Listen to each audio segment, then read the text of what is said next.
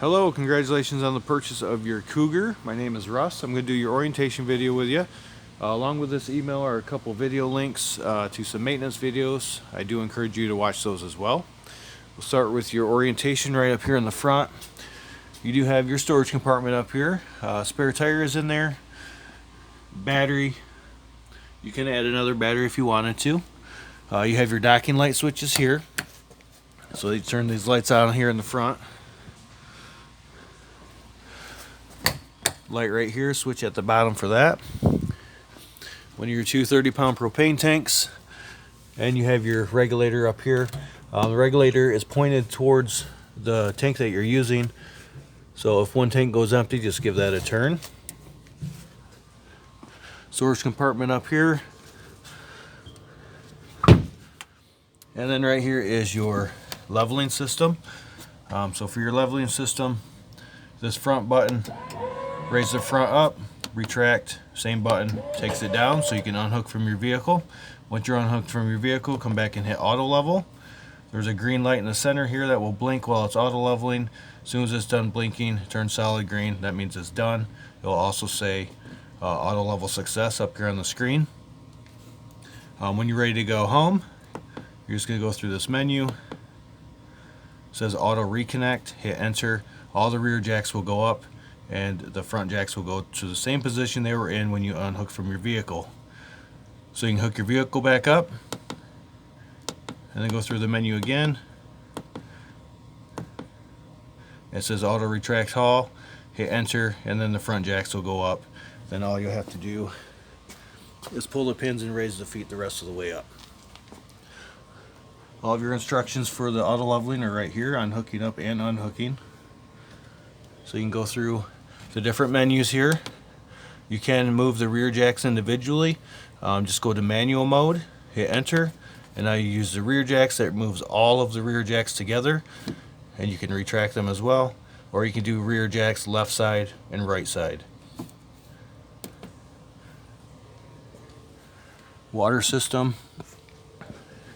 You have a blue slinky hose that's going to quick connect up here. This is your outdoor shower. You have hot and cold water.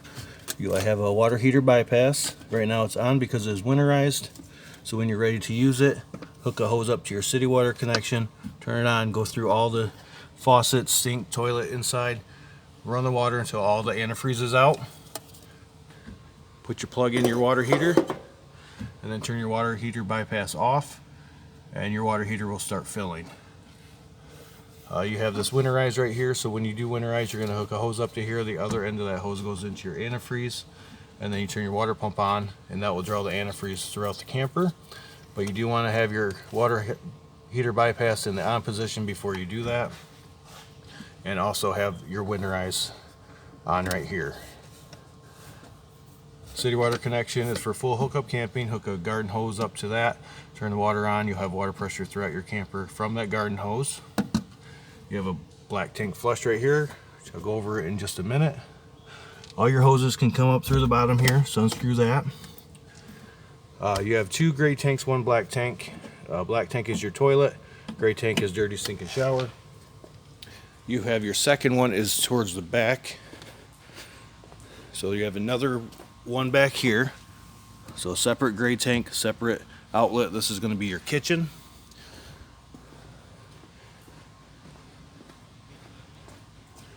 So you're going to hook your wastewater hose up, pull the black tank first. That's your toilet, let that empty out, then pull that gray. The gray dirty sink and shower water is going to help wash the black out of your hose. Once they're both empty, close your gray, leave the black open. Hook a garden hose up to your black tank flush, turn it on. It's like an upside down sprinkler system, and your black tank's going to clean it out. Let that run for a few minutes, turn it off, close your black handle, put your cap back on, and you're all done with your wastewater. Right here is solar, so if you have a portable solar panel, plug it in there, it will trickle charge your battery. Inputs for cable or satellite, and then you have a battery disconnect, so if you turn that, it turns 12 volt off to your camper. You do need to have this in the on position if you're plugged into shore power or your vehicle if you want your battery to charge. And then you have a light switch up there. Your water heater is gas or electric. Anode rod, metal tank, so Instead of your tank corroding, this anode rod will corrode. So after 2 or 3 years, you'll have to replace this. This is your plug, so put it in there, tighten it up.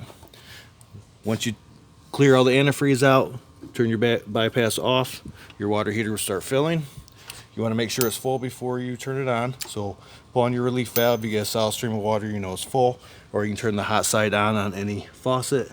If you get a solid stream of water, you know it's full. Once it's filled up, you can turn this on right here. You have to have this switch on and the switch on the inside for the electric to work. And then there's a switch for the gas. It's electronic ignite, so you don't have to light any pilot lights. Make sure it's full and turn the switch on. Pull the anode rod out. If you want it to drain it, it drains right from there. Furnace vent does get hot, so don't put anything in front of it that will melt. And then your fresh water, you're going to fill your fresh water tank, fill it here, and then turn your water pump on, and you'll have water pressure from your water pump drawing from your fresh water tank throughout your camper. So this is for rustic camping. Low point drains, that's the lowest point in your water system. So if you want to empty the water out of your lines, just take the caps off there. And if you want to empty your freshwater tank, just pull that handle there.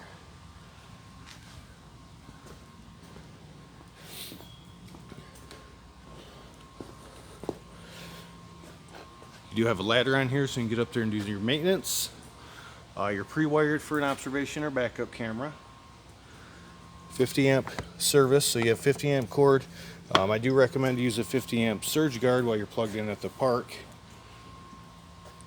Hitch. This is your refrigerator vent.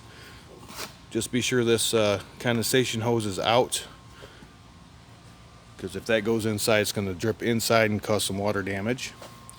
And then your license plate will go there. Right down here you can store your wastewater hose. So slide it right in there, keeps it out of your storage compartment.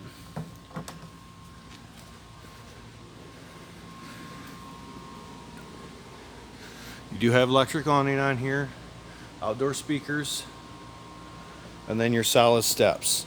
With your solid steps, you want to make sure that your door is all the way open before you move them up or down, because otherwise this will hit your screen door and damage your door, so be careful of that. These stairs just lift up into the door frame and they're going to latch right into place here. So just like that. You can adjust the legs. There's pins that go here, so you can remove the pins and move the legs where they need to go. Put the pins back in. And then to release it, just pull on this and the stairs will come down. You do want to make sure, first time you bring your stairs down, or if you adjust the legs, you want to make sure you close this door slowly, because if this is too high, it will hit your door and damage your door. You have a couple of outlets out here. Your doors are held up with magnets, so a nice feature there. And you can have a TV out here that is a mount and outputs. And then that is your in-command brains for your control panel inside. So you have fuses and relays in there. This comes with a starter kit. So you have 10-foot wastewater, 25-foot freshwater hose in there, electrical adapters, so 50 to 30, and then a 30 to 115, and your other 30-pound propane tank. I believe that is everything on the outside, so we will head inside next. So just inside your door here, you have your fuses and your breakers. So these are regular car style fuses. If a fuse goes out, an LED light will light up next to the bad fuse, so you can quickly identify it. But they are all labeled here, and you can see that light through the window. You have carbon monoxide LP detector. As long as that green light's on, you're good to go there. And you have a light here you can set, have it on all the time, or a motion light. Go up the stairs here. That's where your control panel is. So you have your in-command control panel, and you can get an app for this for your phone. So it's the in-command with this symbol on it. Your passcode. Let me get this in here, you can see it better. So your passcode is 4 zeros. which you can change in the settings page if you wanted to. You can connect your phone once you get that app through the Bluetooth. If you get Wi-Fi, you can set that up here. Date and time, change your passcode, brightness of the screen. So there's a lot of settings you can change in here. Slides and awning.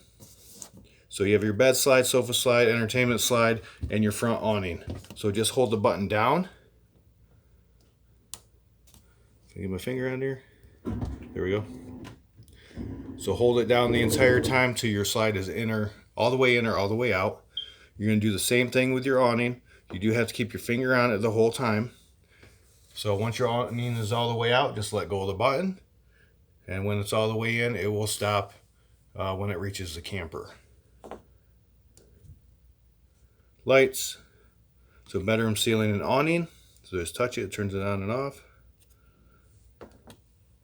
And then your HVAC. So you have your air conditioner. You do have the front AC and the rear AC. So to turn the front AC on, just push the mode. There's your fan, there's your air, and off again. So you can set your temperature here.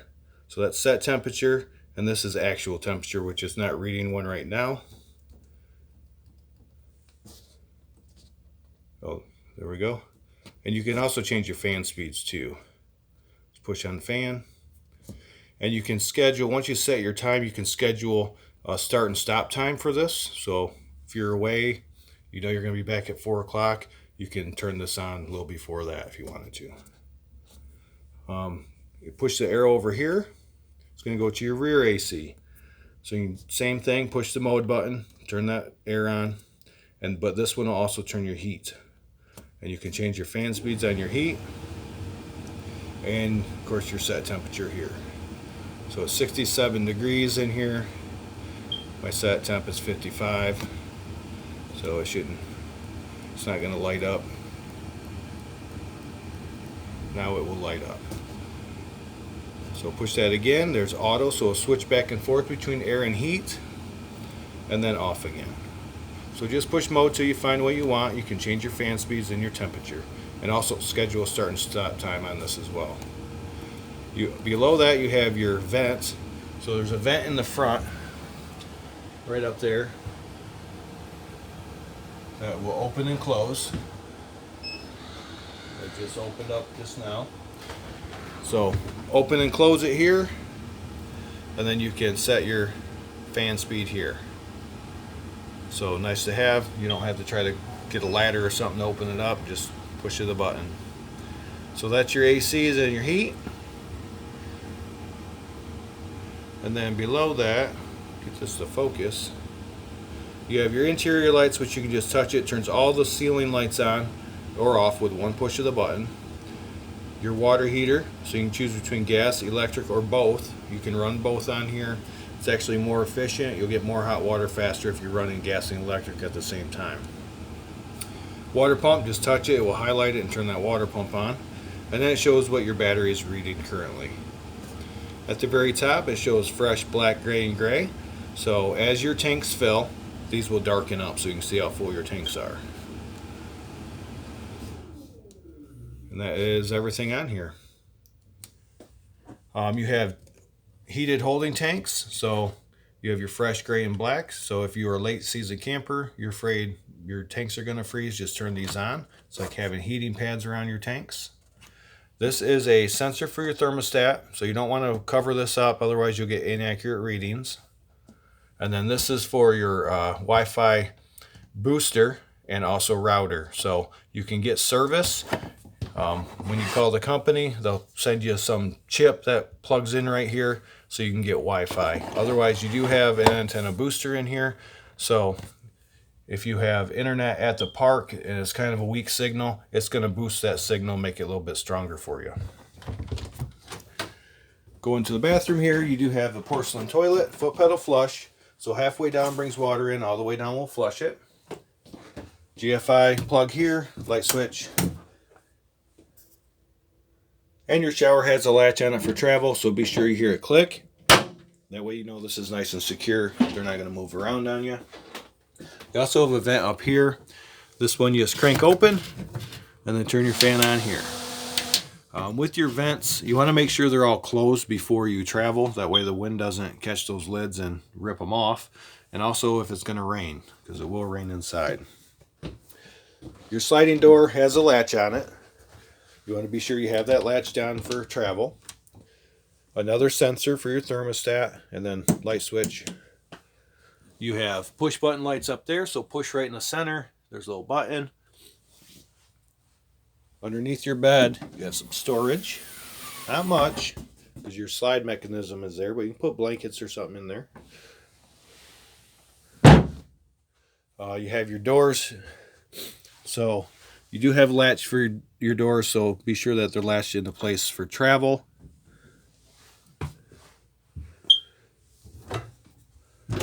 Washer dryer hookup is in here if you wanted that. Just remove the shelf, otherwise you have some good storage in there. TV's here, remote's with it. So all your hookups are right up in there. And that is the bedroom.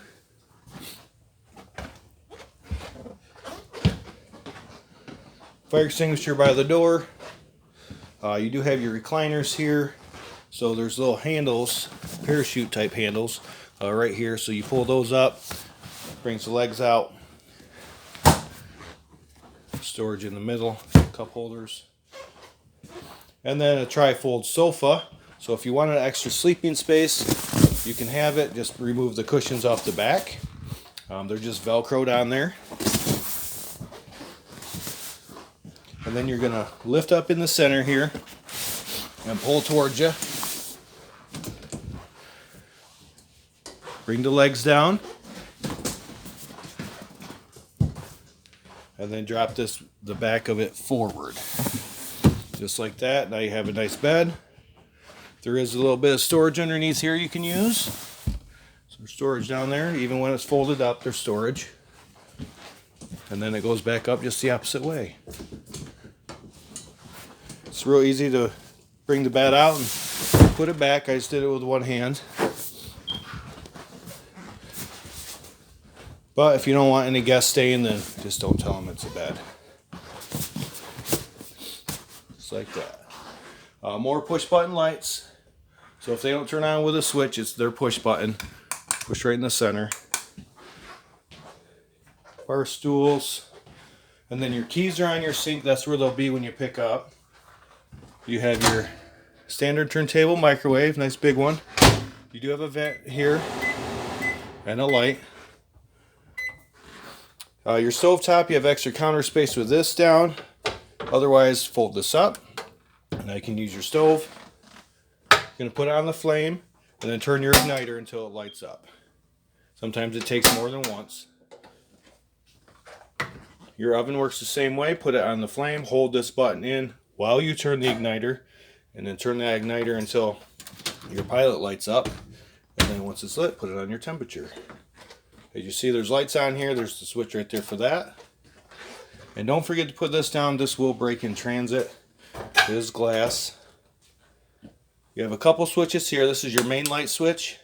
So you don't have to go to the control panel. You can turn them off from here if you want.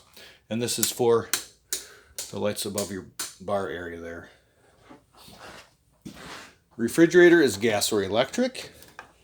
So your controls are right inside the freezer door, along with some instructions here.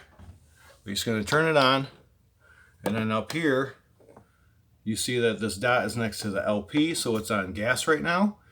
If I push this button, the auto gas button, it's going to highlight next to auto. So now if it's on auto, it's going to run off electricity. If it can't find electricity, it will automatically switch to propane, so you don't have to do anything with it. That's the setting most people keep it on, but you can just have it on LP only if you want. And then your temperature, 5 is the coldest. Nice big double fridge here. Good storage in this unit. You have your TV here. This does swivel out, and behind it you have quite a bit of room back there, so you can store some things back there. And then you have your CD player, DVD player. This is Bluetooth, indoor and outdoor speakers on it. So zone 1 and 2, it shows zone 1 is on. Just push the 1 to turn it on or off. So 1 is indoors, 2 is outdoors. And you can have them both on or however you want to do it. Just remember, if you're inside listening to music, zone 2 is on, your neighbors are listening also. And then you have your Bluetooth button here, and you can go through a menu here because you do have USB auxiliary. Fireplace right below it. You have a power switch here and here. They both have to, this has to be on in order to turn on. You can adjust the brightness of your flames, your temperature, 0, low, or high. So you can have it with no heat coming out if you want. And then you can set your actual temperature. So it goes up to 82 degrees and then back to 0. 62 to 82. And then you have a timer. So it goes up to 8 hours. So nice space heater. If you're plugged in, not using or not paying for electricity, turn that on, save your propane, and don't turn your furnace on. That'll heat it up in here. Table and chairs. That's how they're strapped down for travel. This does have dimmer lights on it. So right here, you're going to tap it, turn those lights on and off. Once they're on, just hold your finger over that little light and it will dim.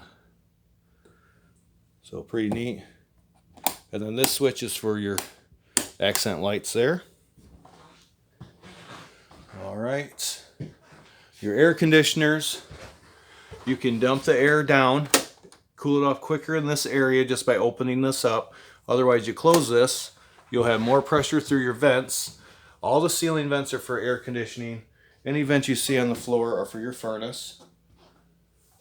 And you do have filters in both air conditioners. They work the same way. You have filters in there that you can take out, clean, and reuse if you need to. And I believe that is everything in here. Hopefully this video helps. If you have any questions when you come pick up, we'll be happy to answer them then. We do want to thank you for purchasing at TerryTown. We appreciate your business, and congratulations.